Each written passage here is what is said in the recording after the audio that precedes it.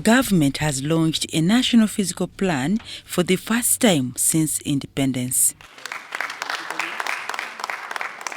Judith Nabakova, the team leader of the brains behind this development, describes the National Physical Plan as a vehicle that will drive inclusive, orderly and sustainable development in the country.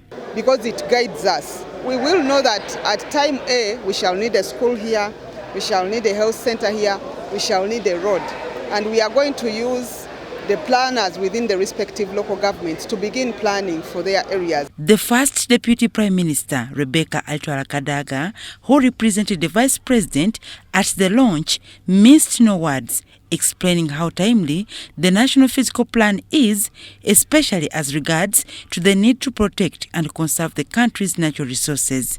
Uganda is richly endowed by nature with natural resources that we can need to be preserved, nurtured and planned for ahead of time to ensure the optimal and sustainable utilization.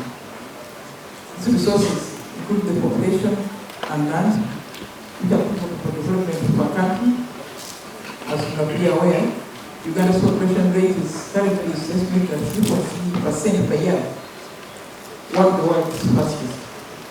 In all this, local governments have been identified as the prime stewards charged with the responsibility of ensuring full implementation of the physical plan. However, according to the Minister for Local Governments, Raphael Magezi, a lot needs to be done if this is to be realized. The plan will require financing, it requires staffing, it requires resources and so on.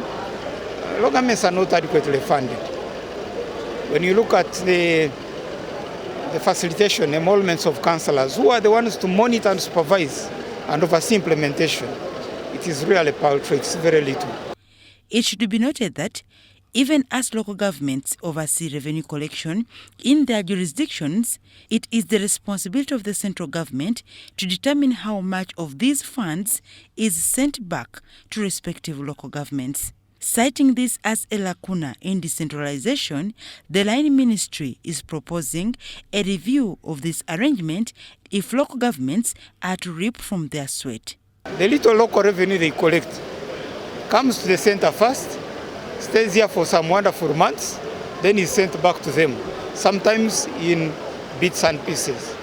This is very demoralizing for them and it does not enhance plan implementation. On this, the first Deputy Prime Minister, Rebecca Kadaga, agrees. The revenues are coming to the central government, where they are kept by central government and for over 1 year, and yet they are needed by the local governments. So we've tried to bring an amendment to liberate the local governments from the tyranny of the central government. With it, the National Physical Plan has a number of pillars under which different government ministries, departments and agencies are tasked to foster sustainable development and a planned Uganda for all.